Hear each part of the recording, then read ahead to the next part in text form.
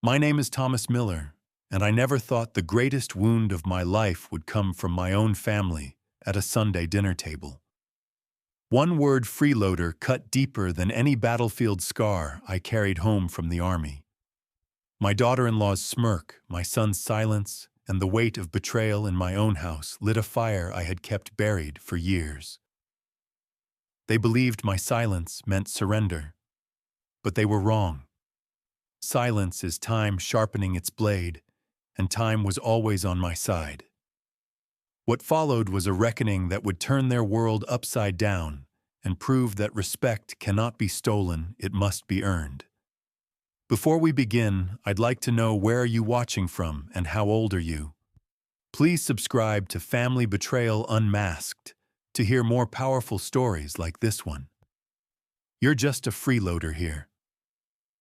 Those words didn't come from a stranger or even an enemy. They came from across my own dinner table, from the woman my son chose to marry. Melissa's voice was sharp, slicing through the air with the finality of a judge's gavel. The roast was still steaming, glasses, half-full, laughter frozen in the air, as though the room itself understood something had broken. My fork slipped against the plate, the scrape echoing louder than it should have.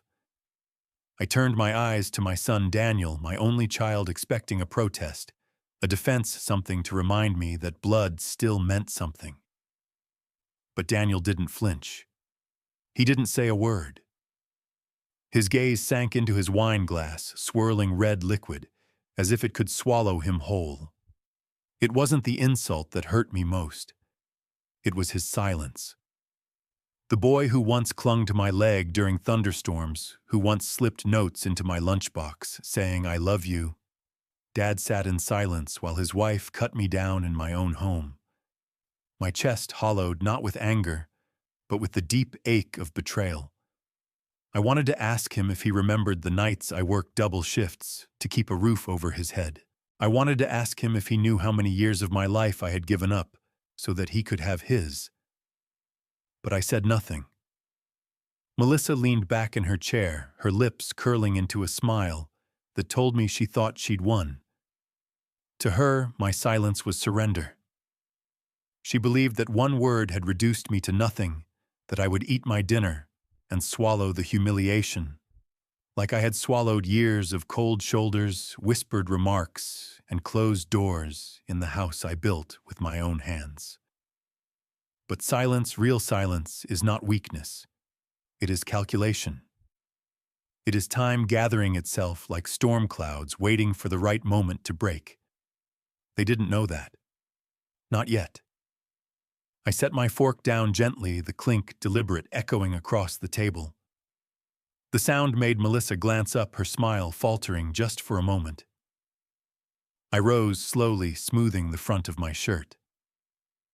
"Excuse me," I said, my voice calm, steady. No one moved. No one stopped me. I walked out onto the porch, leaving behind the clatter of silverware and the faint hum of the refrigerator. The cicadas had begun their nightly chorus, indifferent to the fracture that had split open inside that dining room.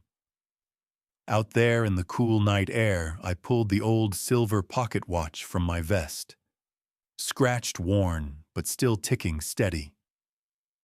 My father gave it to me on my 18th birthday, telling me, "Keep time, but don't let time keep you." I had carried it through war, through hardship, through decades of sacrifice.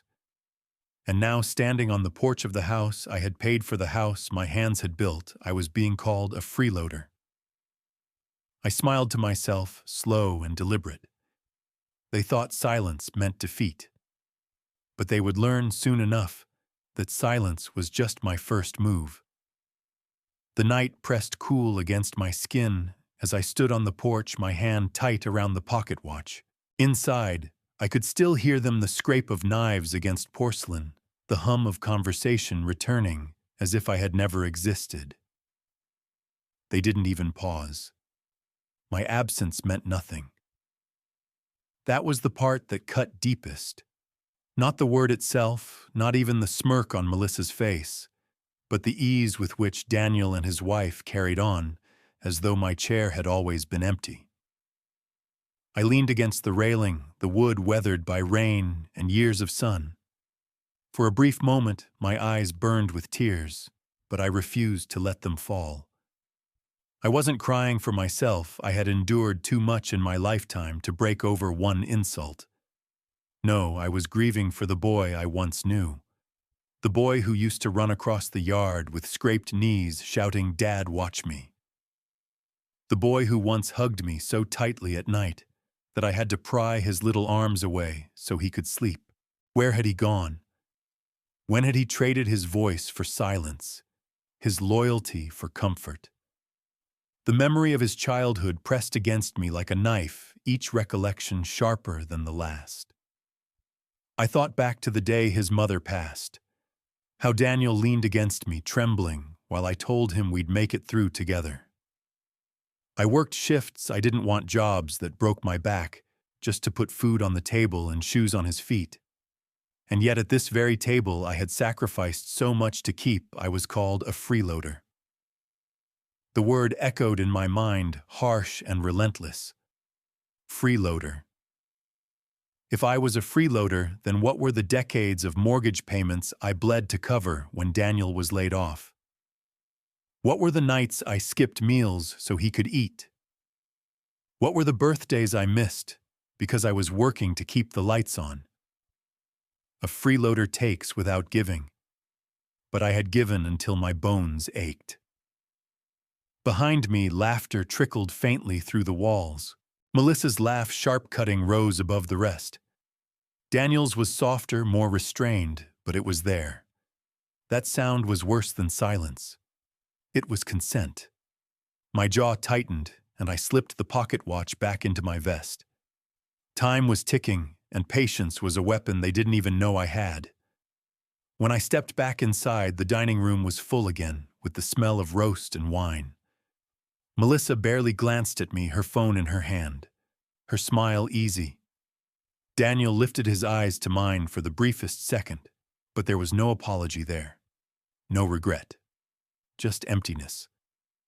That look, hollow and tired, cut deeper than Melissa's insult. I set my napkin on the table, calm, deliberate. "I'll be in my study," I said simply. My voice carried no anger, no accusation, just finality. They nodded, uninterested, as though I were a guest excusing myself early.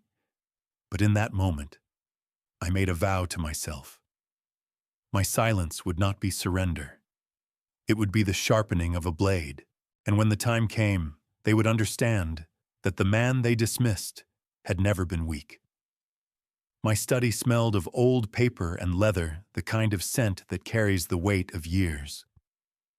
When I closed the door behind me, the muffled laughter from the dining room disappeared, replaced by a silence I could finally control.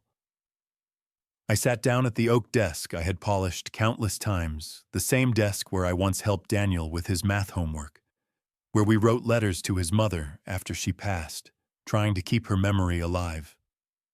Now that same desk would become the place where I drew the line. I pulled open the bottom drawer, my hands steady, and lifted out a folder I hadn't touched in years. The edges were worn, the paper yellowing, but the ink was still bold. Deeds, bank statements, contracts, all of them bore my name. Every brick in this house, every acre of land beneath it, was proof that I wasn't a burden, but the builder, the provider, the foundation. I spread the documents across the desk, like cards in a game of poker, my hand still strong enough to hold the winning deck. Melissa thought she was clever, dropping her little jabs about the old recliner, about how I watched the news too loudly, about the electricity bills. She believed she was tightening a noose around my neck with every comment. But what she didn't understand was that those ropes only snapped tighter around her own plans. For all her whispers, for all Daniel's silence, the truth was sitting right here in black and white, stamped and notarized. I ran my fingers over the embossed seals, the signatures, the numbers. Each page told the same story: this house was mine. They might laugh in the dining room, they might dismiss me as irrelevant, but their laughter had no power against ink on a deed. Melissa's arrogance had blinded her to the fact that she needed me more than she could admit. And Daniel, well, my son had forgotten the lessons I raised him on. He had forgotten respect, but soon he would be reminded. I leaned back in my chair, the leather creaking under my weight, and pulled out the pocket watch once more. Its steady ticking filled the room. My father's words echoed in my mind. Keep time, but don't let time keep you.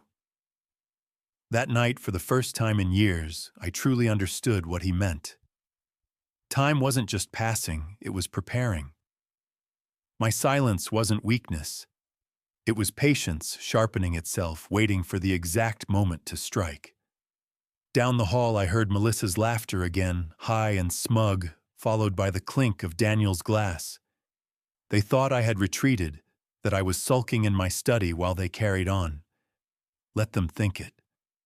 Let them believe they had broken me. Because when the truth surfaced, and it would not come with shouting or chaos. It would come quietly, like a tide rising, swallowing everything they thought they owned. I gathered the papers back into the folder and slid it into the drawer, locking it with a quiet click. The sound was small, but to me it was thunder. It was the sound of preparation. The night stretched on, and I sat in the study long after the laughter from the dining room faded into the distant hum of the television. At some point, Melissa's sharp voice drifted down the hallway, complaints about bills, about how the house needed freshening up, about how Daniel needed to take charge. Her tone was practiced, like someone rehearsing lines for a play. I listened in silence, every word chiseling another mark into the stone of my resolve. When the house finally quieted, I stepped back into the hallway. The clock on the wall ticked steadily, its hands inching forward as though time itself was reminding me that patience has a rhythm. I walked slowly to the kitchen. The roast had grown cold on the table. The wine glasses, half-empty plates, stacked, as though the evening had been perfectly ordinary. But the emptiness in the room betrayed the truth. Nothing was ordinary anymore. I pulled out a chair and sat staring at the table I had sanded and stained with my own hands decades ago. Melissa thought of this place as hers, to remodel hers, to transform into a monument of her own ambition. But I remembered the nights I stayed up sanding these boards, until my knuckles bled, the weekends I worked double just to afford the mortgage, the sweat dripping down my back as I hammered the frame of the house that now sheltered her laughter. A freeloader, no. This home was the testament of every sacrifice I ever made. When I rose again, I walked back to the study and retrieved the folder. This time I didn't just glance at the papers. I laid them out carefully on the desk. The deed, the tax records, the mortgage documents, all of them proof that Melissa and Daniel's story of me being a burden was nothing more than a lie. I stacked the documents, neatly tied them with a band, and placed them in a fireproof box I had kept for years. My late wife used to tease me for being cautious, but she would have smiled at me tonight. Better cautious than sorry. As I locked the box and slid it under the bed in my room, a thought struck me. They didn't realize it, but their world already rested in the palm of my hand. Without my signature, no bank would loan them a dime. Without my approval, no renovation, no mortgage, no scheme could succeed. The very insult Melissa had thrown at me, freeloader, was nothing but a smokescreen to hide their dependence on me. They needed me, and that was my advantage. I stood at the window, the night air drifting in cool and damp with the faint smell of cut grass. My reflection in the glass looked older lines etched deep across my face, but there was something else there too, resolve. They thought I was invisible, irrelevant. But time, just like the pocket watch in my vest, was on my side. And I would use every tick to sharpen the blade of silence until it cut them where it hurt most, their arrogance. The morning light seeped through the curtains, laying stripes of gold and shadow across the floor. I sat at the kitchen table, a cup of coffee cooling between my palms, watching the steam curl into the air. It should have been an ordinary morning, but the silence in the house was thick, unnatural, like the pause before a storm. Melissa's heels clicked down the hallway, each step sharp, deliberate. She entered the kitchen, her tone casual, but her eyes carrying that same smug gleam. "We're thinking of renovating," she said, waving her hand as if the walls already belonged to her. "New floors, new paint, maybe even a sunroom." Daniel shuffled in behind her. Tie loosened shoulders, slumped. He poured himself coffee without meeting my eyes. Melissa kept speaking her words, dripping with certainty. "The bank's already in the loop. It's just a matter of paperwork." Paperwork. That word again. I let the bitterness of my coffee sit on my tongue before I asked evenly, "And how do you plan to pay for all that?" Melissa's smile widened, practiced and sweet. "Oh, Daniel's already talking to the bank. We'll figure it out." She said it with the arrogance of someone who believed the future had already been written. Daniel shifted in his chair, his eyes darting from me to her. For a moment I thought I saw something, hesitation, maybe even shame, but it flickered out as quickly as it appeared. He mumbled something about being late for work and excused himself, leaving me alone with Melissa. She leaned forward, lowering her voice, her smirk sharpening. "You don't have to worry. Once this place is updated, it'll finally feel like ours." I set my mug down, the sound, deliberate, final. "Interesting," I said simply. Her smirk faltered just for a heartbeat. When she left, the silence returned, pressing against me like a weight. I rose from my chair, walked down the hall, and returned to my study. Sitting at the desk, I opened the drawer once again and let my hand rest on the folder inside. The documents were more than proof, they were leverage. Melissa and Daniel thought my silence meant surrender. What they didn't understand was that silence was preparation. Every word they spoke, every plan they made, only confirmed how blind they had become. I pulled out the pocket watch and listened to its steady tick. My father's words whispered back to me, "Keep time, but don't let time keep you." And in that moment I knew I wasn't being kept. I was the keeper. The house, the land, the future, all of it was still mine. They just hadn't realized it yet. And so the first chapter of my reckoning closed not with shouting or broken plates, but with a quiet vow. They would call me weak, irrelevant, a freeloader. But soon they would discover the truth. Silence is not defeat. It is the storm gathering just beyond the horizon. The phone rang the next morning, its shrill tone cutting through the quiet house. I recognized Daniel's number before I picked it up. His voice was careful, almost rehearsed. "Dad, Melissa and I were thinking, maybe you could sign something. Just a formality. It'll help us with the bank." A formality. I let the word sit in the air heavy before repeating it back to him. "And what exactly am I formalizing, Daniel?" He hesitated, fumbling for words. "It's nothing serious. Just paperwork. You wouldn't have to worry about anything. We'd handle it." I closed my eyes, pressing my thumb against the cool surface of the pocket watch in my vest. The audacity stung more than the insult from dinner. My son, the boy who once promised he'd make me proud, was now asking me to sign myself out of my own life. "And where would that leave me?" I asked quietly. "With us," he answered quickly. "Always with us." But his voice cracked, brittle, lacking conviction. He knew it, and so did I. "I'll think about it," I said flatly and hung up. My hand trembled slightly as I set the receiver back on the hook, not from fear, but from the sheer weight of realization. Silence wasn't just their shield anymore. They were using it as a weapon against me. If I had given in, if I had signed without a thought, I would have been reduced to a guest in the very house I had built. I walked back to the study, my mind racing. The folder lay waiting in the drawer, but I knew this wasn't just about papers anymore. Melissa and Daniel were setting a trap, one that required my compliance to spring, but they had underestimated me. I wasn't an old man too tired to fight. I was a soldier who had learned that patience is its own form of power. By noon, I knew I needed counsel, not from Daniel, not from Melissa, but from someone who remembered me as more than a burden. I dialed a number I hadn't called in years.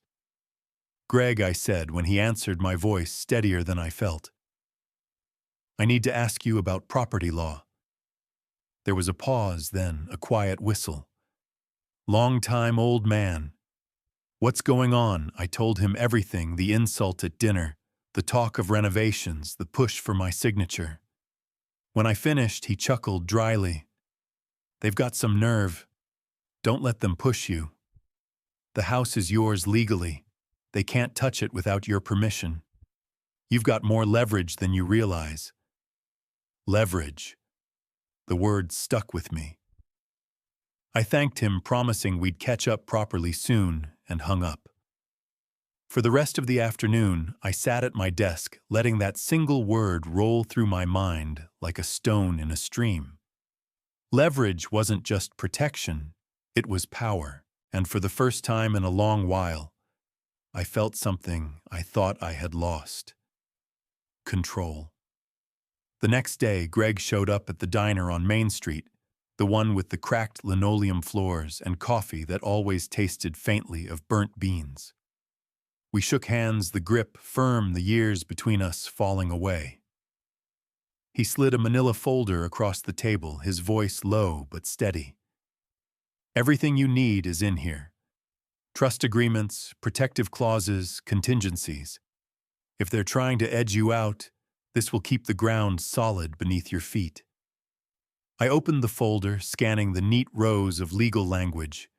Each line was a wall, each signature a locked gate. For the first time in weeks, maybe months, I felt the weight in my chest lighten. Melissa might have her smirk, Daniel might have his silence, but I had the law, and the law was written in my name. Greg leaned back, sipping his coffee. "They think you'll just fold, don't they? They mistake your quiet for weakness. But I've seen that look on your face before. You're not folding. You're biding your time." I nodded, running my fingers over the embossed seal of the trust. "They called me a freeloader, Greg, in my own house." His eyes hardened. "Then show them the truth. Don't raise your voice, don't argue. Just let the paper speak louder than they ever could." That night, I sat at my oak desk once more, pen in hand. I signed the documents slowly, deliberately, each stroke of ink another nail in the coffin of Melissa's schemes. The trust secured everything: the house, the land, the savings account. Legally, it was untouchable. They could live in it, yes, but own it, control it, never. When I finished, I closed the folder and locked it in the drawer. The sound of the key turning echoed like a drumbeat. Silence had bought me the time I needed, and now silence guarded my fortress. The next morning at breakfast, Melissa was unusually cheerful. She poured Daniel coffee, her voice bright. "The bank's optimistic," she said. "Once the paperwork's done, we can finally start." I stirred my cup slowly, watching the sugar dissolve. "Paperwork," I repeated, my tone even. "Yes," she smiled, her eyes gleaming. "Just a formality."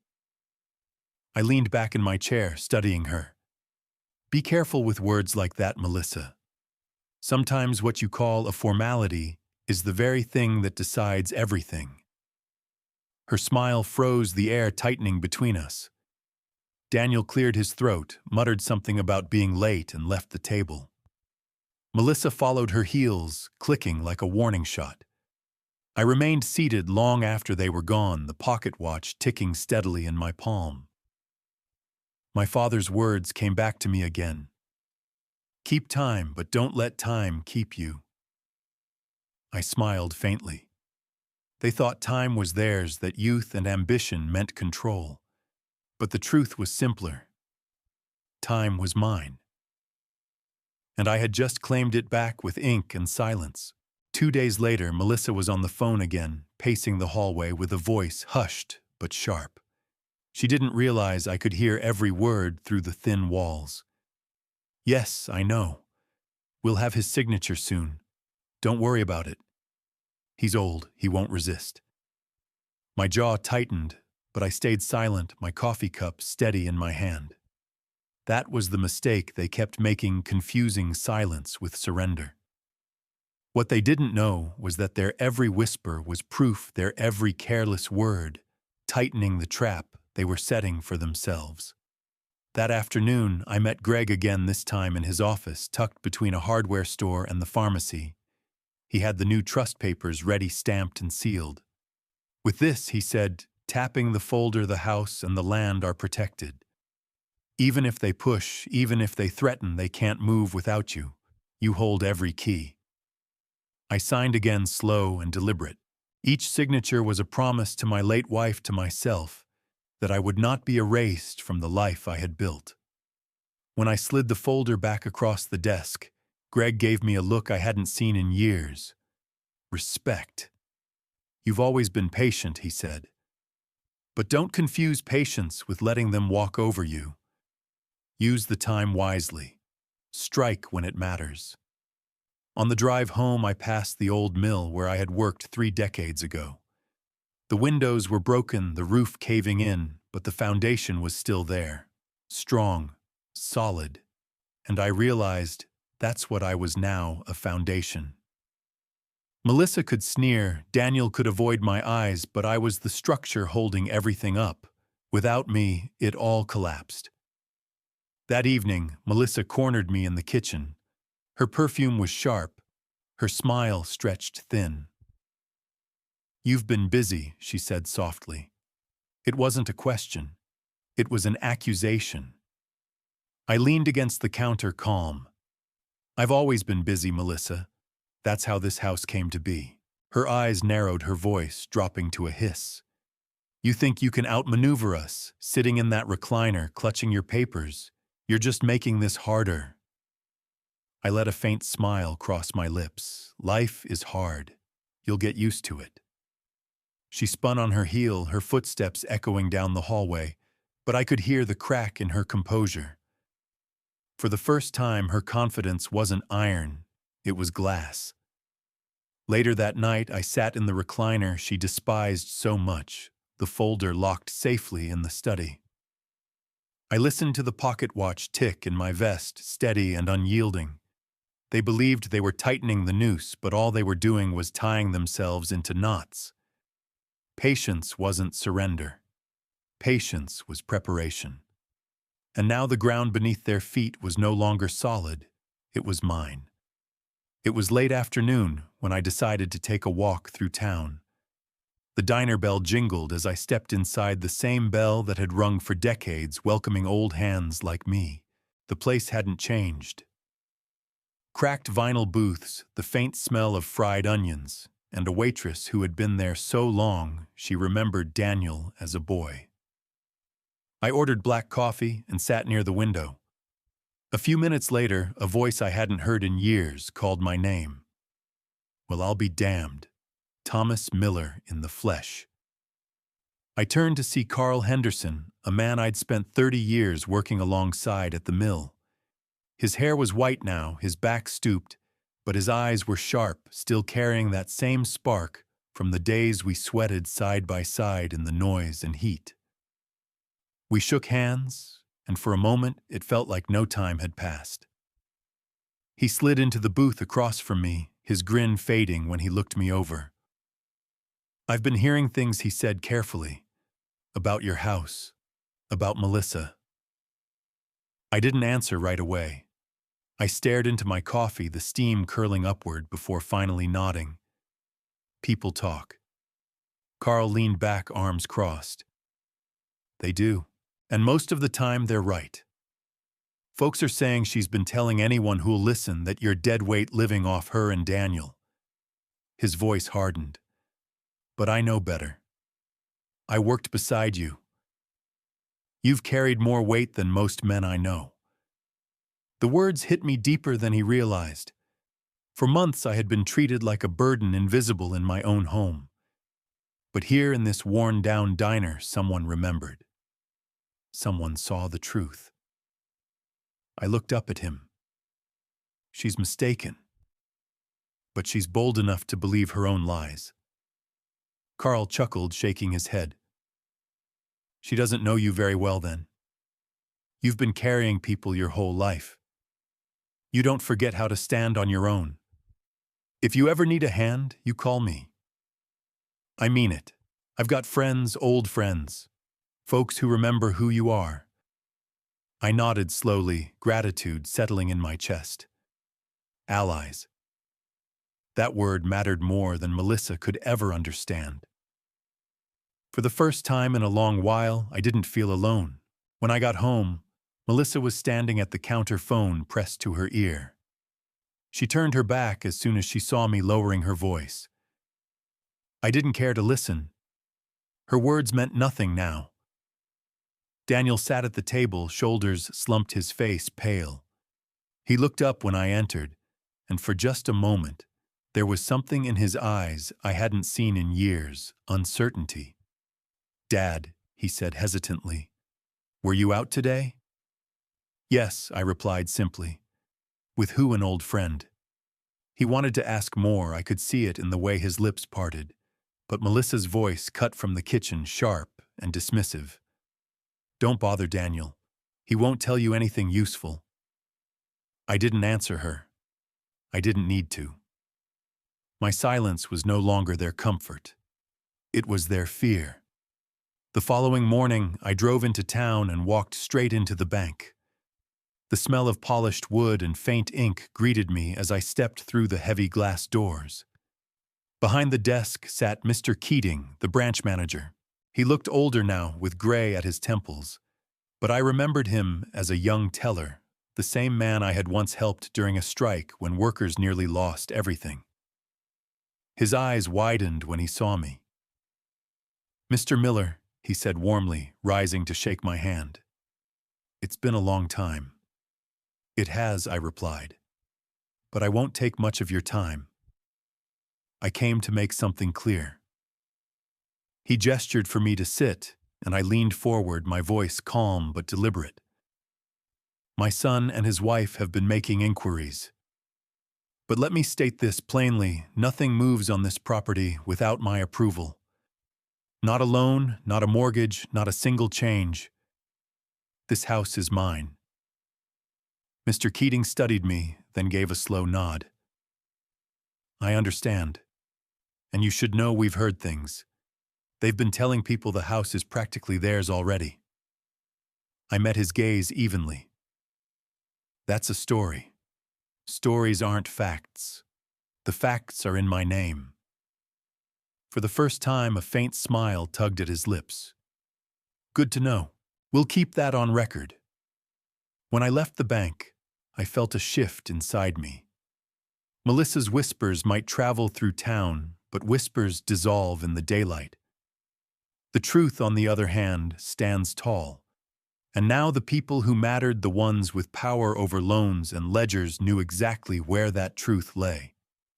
That evening, I returned home to find Daniel waiting at the kitchen table, his shoulders heavy, his eyes shadowed. He looked up, guilt flickering across his face. Dad, he said quietly, I didn't know you went to the bank. I poured myself a glass of water, not answering immediately. The silence stretched until he finally spoke again. Melissa's furious. She thinks you're trying to cut us out. I turned to him, my voice calm but cutting. Cut you out, no. I'm protecting what's mine. He flinched at the words. She just wants security, he muttered weakly. And what about mine, I asked. The question hung in the air, heavier than anything else I could have said. He looked down, unable to answer.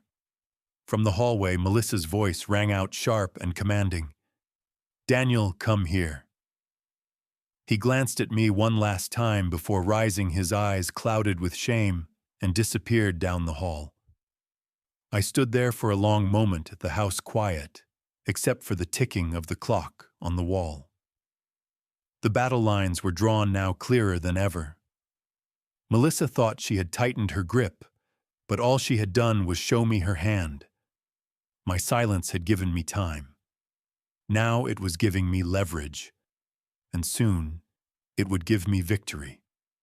It was just past dawn when I heard Melissa's voice slicing through the thin walls of the house. She was on the phone again, her tone clipped and confident, the kind of confidence that comes from arrogance rather than strength. "Yes, I know," she said. "We'll have his signature soon. Don't worry. He's old. He won't resist." I sat at the kitchen table, my coffee cooling in my hands, and let the words settle into me like smoke. For weeks I had endured her little barbs, her sharp looks, her smug laughter. But now she had revealed her true plan to erase me with the stroke of a pen. And Daniel, my own son, had allowed her to speak for both of them. My silence, which they believed was surrender, had given me something more powerful than they realized. Clarity.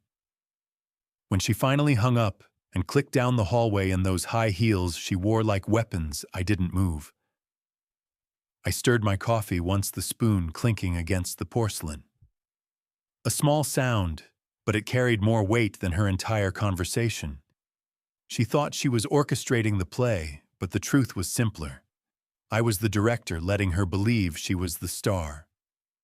Later that morning, Daniel shuffled into the kitchen.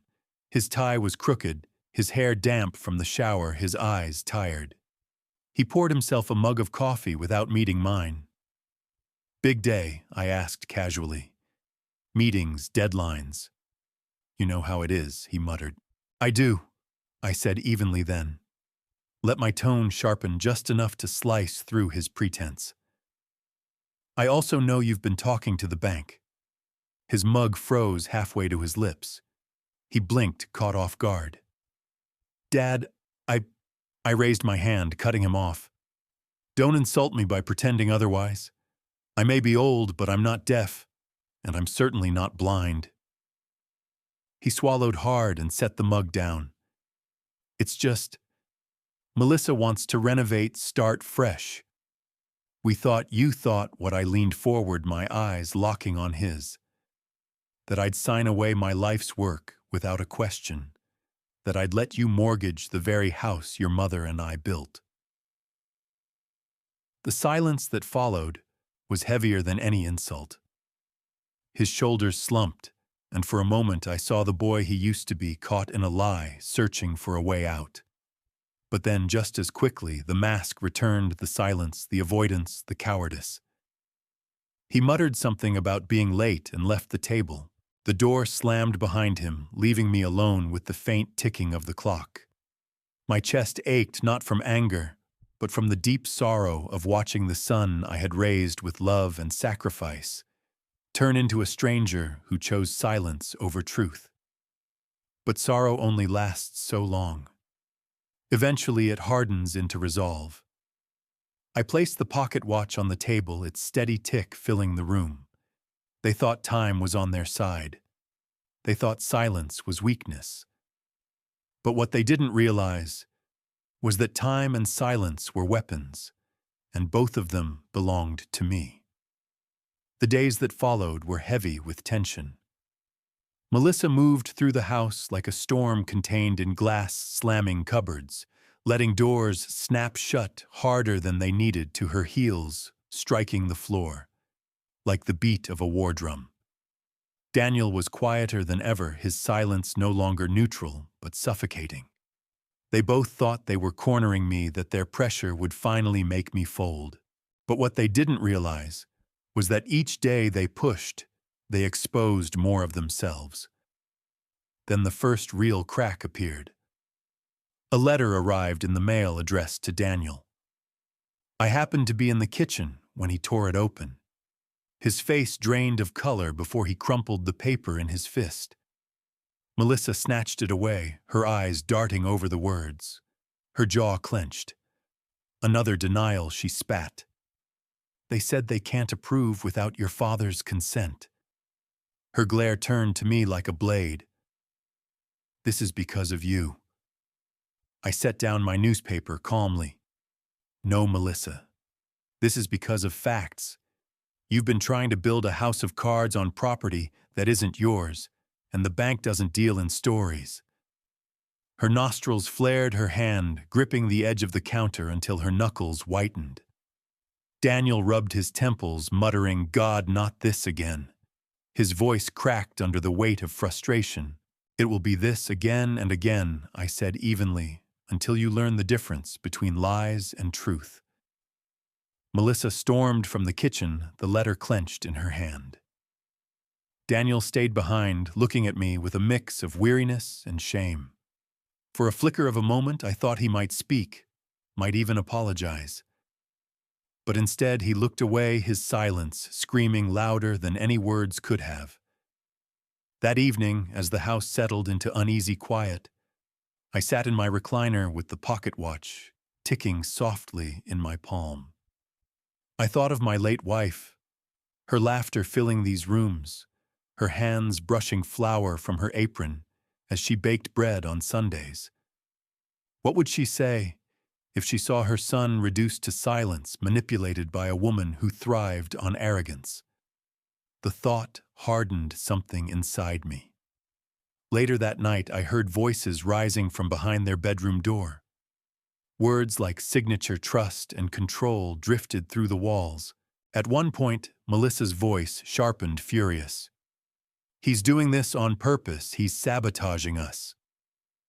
Daniel's reply was muffled, weary, the sound of a man torn between two masters. I closed my eyes, listening, not with sorrow, but with clarity. They were unraveling, and they didn't even realize it. The more they pushed, the more desperate they became.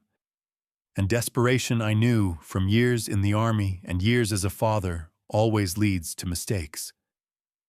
I set the watch back on the nightstand, its ticking steady, relentless. Time was my ally, not theirs.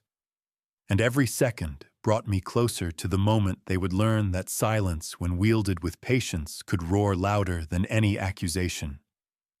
The following Saturday morning, a knock came at the door. Melissa muttered in annoyance, wiping her hands on a dish towel as she went to answer it. When the door swung open, her smile froze.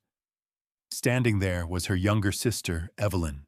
I hadn't seen her in years, not since a barbecue in Daniel's first year of marriage. Melissa's voice tightened. "What are you doing here?" Evelyn stepped inside, her eyes calm but sharp, and looked past Melissa to me sitting at the table. "I wanted to see him," she said plainly. The air thickened. Melissa shut the door quickly, her jaw stiff. "Not now. Not like this." But Evelyn ignored her, pulling out a chair across from me. She sat down, folded her hands, and studied me with a quiet honesty I hadn't felt in this house for a long time. "I've been hearing things," she said, "that you're a freeloader, that you're dragging them down.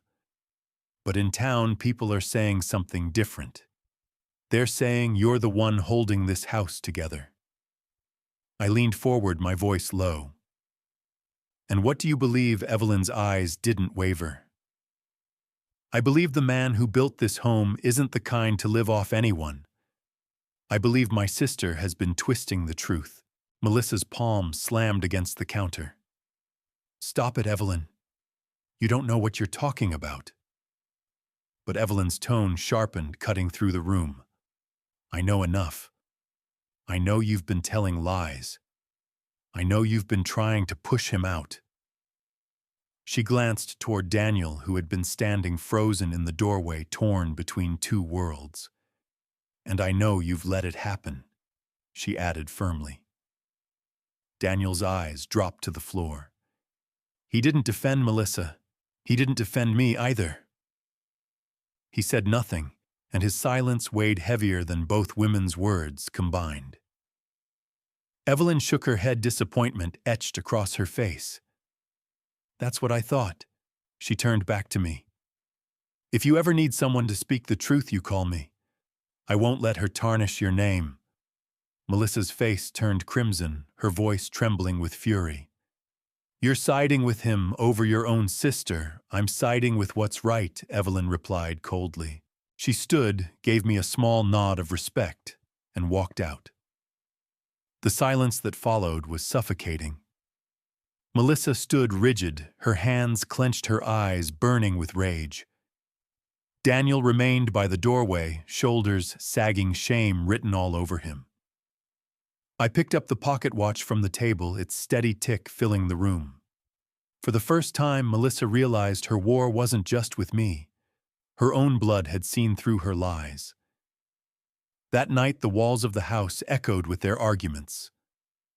Doors slammed, voices rose and fell, and for the first time in a long while, I allowed myself a faint smile. The cracks were widening, not because I shouted, but because I had remained steady while their own foundation began to crumble. That night, long after Melissa had stormed into their bedroom and slammed the door, I found Daniel sitting at the kitchen table with a glass of whiskey in his hand. The lamp above cast a tired glow across his face, deepening the lines I hadn't noticed before. He looked older than his years, worn down by the constant tug-of-war between his wife and the truth he didn't want to face. I walked past him, quietly poured myself a glass of water, and sat across the table. For a while, neither of us spoke. The only sound was the faint tick of the clock on the wall and the occasional clink of his glass against the wood. Finally, his voice broke the silence, soft but heavy. She thinks you're orchestrating all of this, he muttered. That you're pulling strings, talking to people, turning everyone against us. I studied him for a long moment, then asked evenly, "And what do you think?" His jaw tightened, his eyes fixed on the amber liquid in his glass. I don't know what to think anymore. I just know everything's falling apart. I leaned forward, my voice calm but deliberate. Things fall apart when they're built on lies. He flinched, as though the words were too sharp, too close to the truth he'd been avoiding. He drained the rest of his whiskey, set the glass down, and rubbed his forehead. Sometimes he whispered, "I wonder if I made the wrong choice." The boy I had raised, the boy who once promised to make me proud, flickered in his eyes for just a moment. That boy would have defended me. That boy would have stood up when Melissa hurled her insults. I reached across the table, resting my hand flat against the wood between us. "It's never too late to make the right one," I said softly. He looked at me then, his eyes glassy, torn between shame and longing. But just as quickly, the mask returned. He rose from his chair, muttered something I couldn't catch, and walked slowly down the hall. The door shut behind him, muffling Melissa's sharp voice as she pulled him back into her orbit. I sat alone in the kitchen, staring at the empty chair where my son had just been. My chest ached with sorrow, but beneath it was something sharper, resolve. He was cracking, yes, but he wasn't ready to break free. Not yet. Later, I returned to my study and opened the leather-bound journal I hadn't touched in years. By lamplight, I wrote down the words Melissa had spoken, the moments Daniel had stayed silent, the insults I had endured. Not out of bitterness, but out of discipline. The journal wasn't just memory, it was record. Facts. Truth. When I finished, I placed it beside the folder of documents, the two sitting together like twin sentinels, evidence and memory ready when the time came. Outside, the rain tapped against the windows, steady as the ticking of the pocket watch in my vest. Time, patience, and truth. Those were my weapons. And slowly, steadily, they were beginning to cut. The collapse didn't begin with me. It began with them tugging too hard on the ropes of their own schemes. On a gray morning, the phone rang in the kitchen. Melissa answered, her voice tight. I didn't need to strain to hear the creditor on the other end was loud enough. "We need payment. You promised funds. No signature, no money." Melissa's tone faltered. "Just give us another week. He'll sign. He has to." I sat in the living room, the newspaper open but unread, listening to every word. Daniel entered midway through his tie, crooked, his face pale. He froze when he caught the desperation in her voice. When she hung up, the silence was unbearable. "Another creditor?" I asked evenly, not looking up from the paper. Melissa spun, her eyes blazing. "This is your fault. If you just signed, none of this would be happening." I folded the paper carefully and set it aside. If I had signed, all of this would have collapsed even faster. "You're chasing castles in the air, Melissa, and blaming me because you can't build them." Daniel's voice cracked as he spoke. "Melissa, stop. He's not going to do it." She turned on him, her fury spilling. "You always take his side. You think he cares about us. He wants us to fail." Daniel's eyes darted to mine, and for once he didn't look away. His silence wasn't agreement this time. It was exhaustion. By noon, the first visitor arrived. A man in a dark jacket, clipboard in hand, knocked on the door. Melissa rushed to meet him, her smile brittle, desperate. He handed her a notice, clipped and final, before walking away without a word. Daniel snatched it from her, scanning the lines, his face draining of color. "Foreclosure proceedings," he whispered. Melissa crumpled the paper, her voice shaking. "This is because of him," she hissed, pointing at me. "He destroyed us." I rose slowly, each movement deliberate. "I didn't destroy anything. I simply refused to hand you the weapon to destroy yourselves." She lunged toward me, but Daniel caught her arm, holding her back. His voice was weary but firmer than I had heard in months. "Melissa, enough." The look she gave him could have cut stone. But for the first time, he didn't lower his eyes. He stood between us, torn between fury and shame, but standing nonetheless. That night, the house was chaos. Melissa shouted her words, shrill with panic. Daniel pleaded, his voice cracking under the weight of it all. I sat in my study, the pocket watch ticking beside me, its steady rhythm cutting through the noise. Time was finishing the work I had begun. They thought they were tightening the noose around me. But in truth, they had tied it around themselves.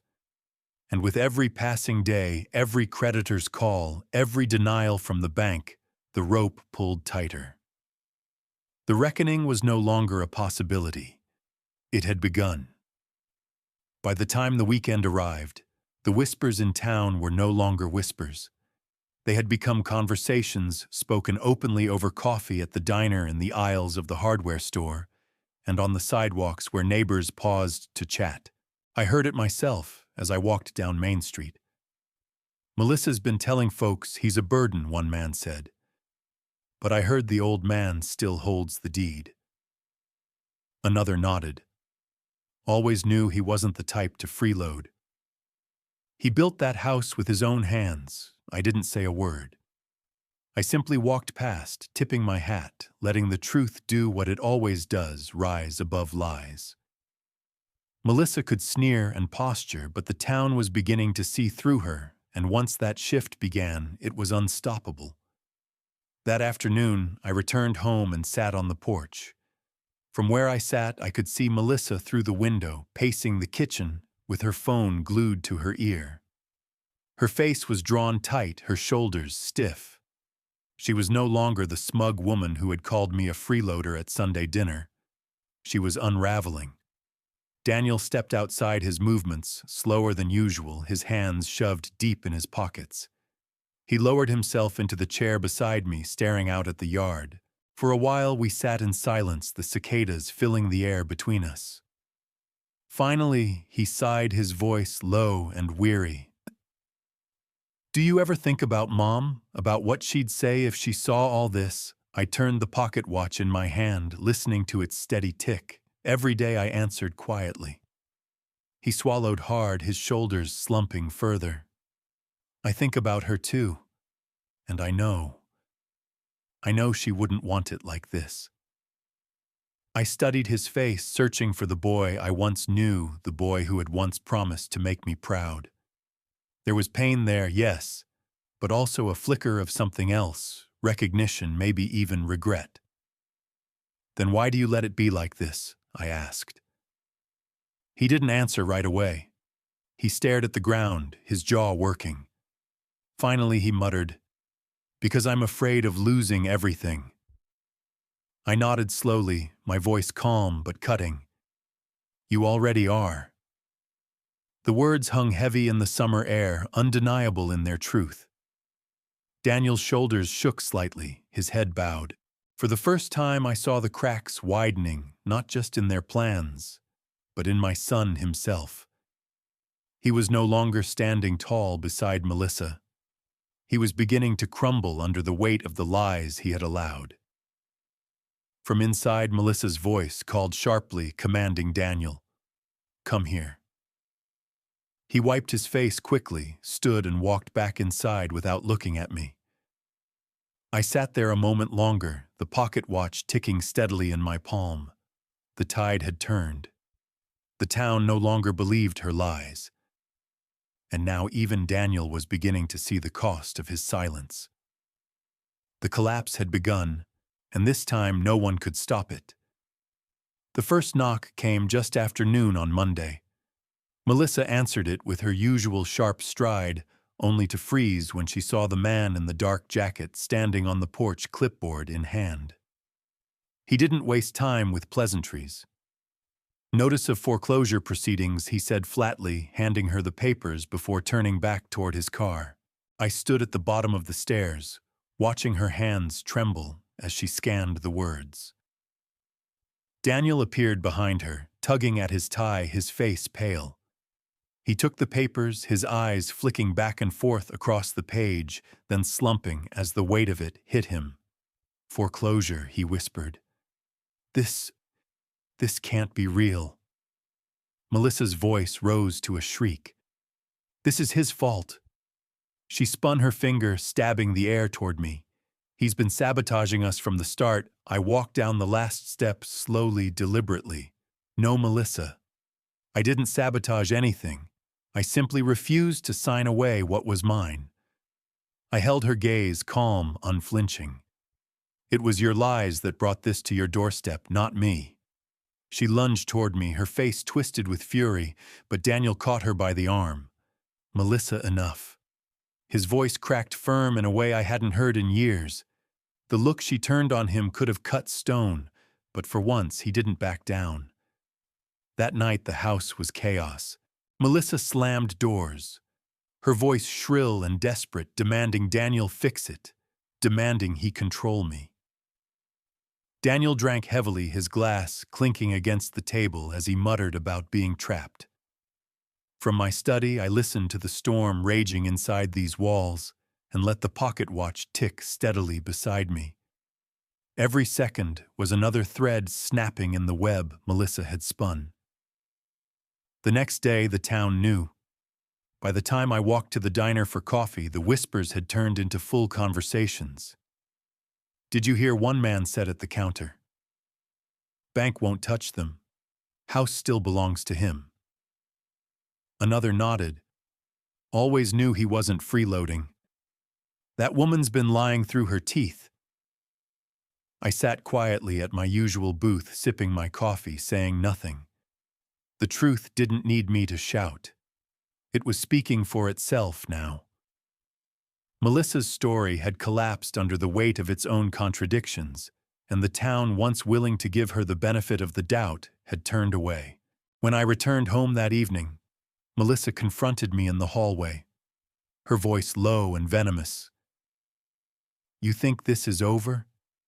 You think you've won? You're just an old man clinging to scraps of power. Daniel and I are the future." I looked her in the eye, calm as stone. "The future doesn't belong to liars, Melissa. And power isn't given, it's built. This house, this land, this life, I built it. You only tried to take it." Her lips curled into a sneer, but behind her eyes I saw the first flash of fear. It was late afternoon when the sound of tires on gravel pulled me from my thoughts. Through the window, I saw Greg's car roll to a stop in the driveway. He stepped out in his crisp suit carrying a thick leather folder under his arm. Melissa appeared in the doorway behind me, her voice sharp. "Who's that?" I didn't answer. I simply opened the door and Greg walked in, nodding firmly. "It's time," he said.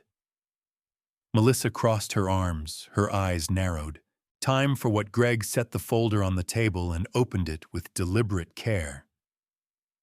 "These are the protections your father has put in place. The trust, the deeds, the filings, all signed, sealed, and notarized. Legally, this house and land are his. Untouchable. Nothing you've tried has changed that." Melissa's face drained of color, her mouth falling open but no sound escaping. Daniel sank into a chair, his head in his hands. I leaned forward, my voice low but sharp. I was silent because I was patient. I let you think you were winning. I let you believe I was weak. But the truth is simple, I am not a freeloader. I am the foundation you tried to erase. Melissa's eyes flashed with fury. "You can't just I can," I interrupted firmly, "and I have." Greg slid the papers across the table, the pages heavy with embossed seals. Melissa's hands shook as she shoved them back. "This is vindictive," she hissed. "You'd rather ruin your own family than help us." I stood slowly, the pocket watch ticking steadily in my vest pocket. "Family doesn't lie, Melissa. Family doesn't try to erase the man who built their future. What you wanted wasn't help. It was control. And you've just lost it." Daniel finally lifted his head, his face pale, his eyes filled with something like regret. "Dad," he whispered. "I never meant for it to go this far." I met his gaze, my chest tightening. "You meant enough. You meant it when you sat in silence while she called me worthless in my own home. You meant it when you asked me to sign away everything I had worked for. Silence is a choice, Daniel. And you chose against me." His eyes welled with tears, his lips parting as though to speak, but no words came. Melissa's fury collapsed into something colder, fear. For the first time, she realized the ground beneath her feet had shifted completely. Greg gathered the papers, tucking them neatly back into the folder. "Everything is in place," he said, his voice steady. "Legally, they have nothing." As he left, I closed the door behind him. The click of the lock echoed through the hall like a verdict. Melissa stood frozen, her world unraveling around her. Daniel just sat at the table, broken, staring at the wood grain, as if it might swallow him whole. I touched the pocket watch in my vest. Silence, patience, truth, all of them had led to this moment. And for the first time in years, I felt the weight of dignity return to me. The house was too quiet the morning after Greg left. Melissa didn't come out of the bedroom until nearly noon, her face pale, her eyes rimmed red, as though she hadn't slept. Daniel trailed behind her shoulders, hunched, his jaw unshaven. They looked nothing like the couple who had once strutted through this home, as if it were their stage. Melissa stood at the end of the table, clutching a mug of coffee she hadn't touched. Her voice trembled, but she tried to sharpen it into steel. "We can fight this," she said. "We can take you to court, prove you're unfit. You think a folder of papers changes everything. It doesn't." I looked up from my seat, the pocket watch ticking softly in my palm. Then I raised my hand, cutting her off with a single word. "Stop." She froze. The word hung there, heavier than any shout. Daniel sank into a chair, burying his face in his hands. Melissa's lips parted, but no sound came out. For the first time, she looked less like the commander of her little war, and more like a woman who had already lost the battle. "You've spent months calling me weak," I said quietly. "A burden, a freeloader. You spun your lies to neighbors, to banks, even to yourself. But today there's nothing left but the truth. This house, this land, it's mine. And no signature, no scheme will ever change that. Her jaw clenched, her eyes filling with a mixture of rage and fear. You'd rather see us ruined than help your own family. I rose slowly, the light from the window stretching my shadow across the floor. Family, I repeated. Family doesn't humiliate the man who raised them. Family doesn't try to steal from the hands that fed them. What you wanted wasn't family, it was conquest. Daniel finally looked up, his eyes watery, his face ashen. "Dad," he whispered. "I'm sorry." I held his gaze, my chest tight with years of love and disappointment. Sorry is a word that only matters before the damage is done.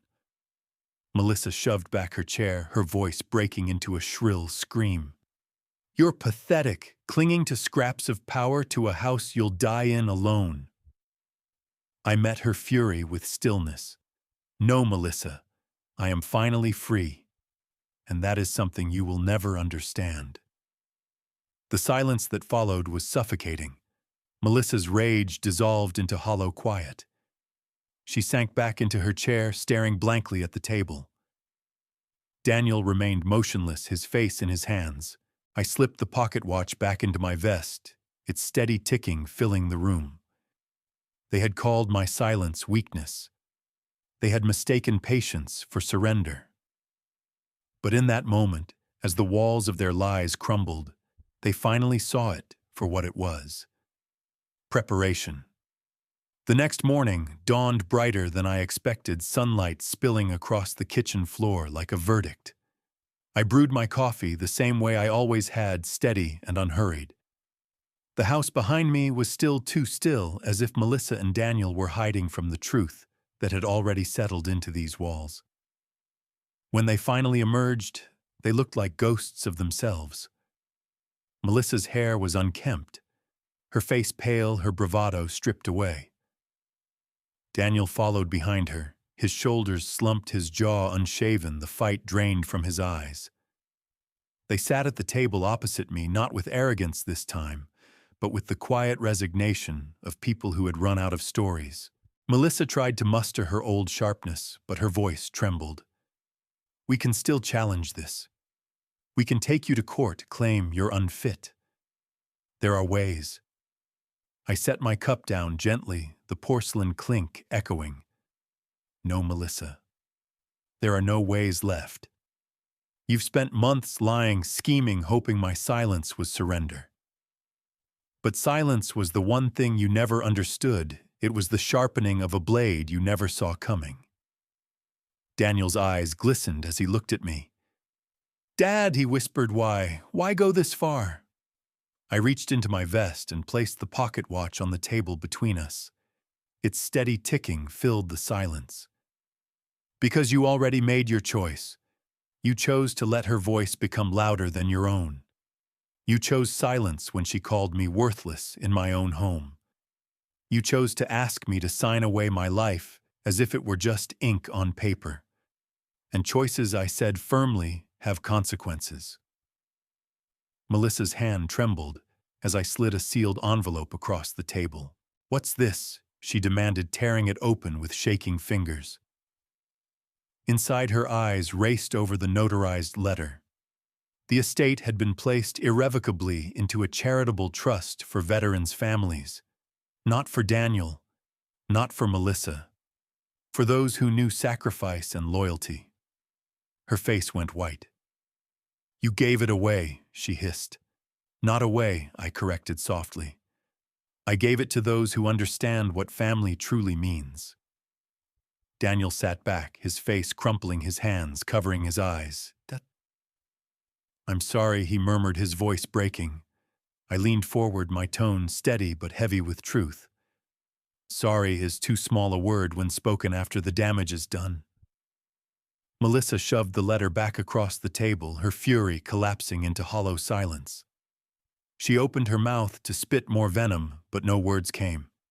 The foundation she had built her arrogance on had crumbled beneath her feet. I picked up the pocket watch, slipping it back into my vest. "You thought my silence meant weakness," I said, rising from my chair. But silence gave me time. Time to protect, time to prepare, time to let go. And now time has revealed the truth. The house was mine. The future was no longer theirs to steal. In the end, I didn't need to raise my voice or slam a fist on the table. I let time and truth do the work for me.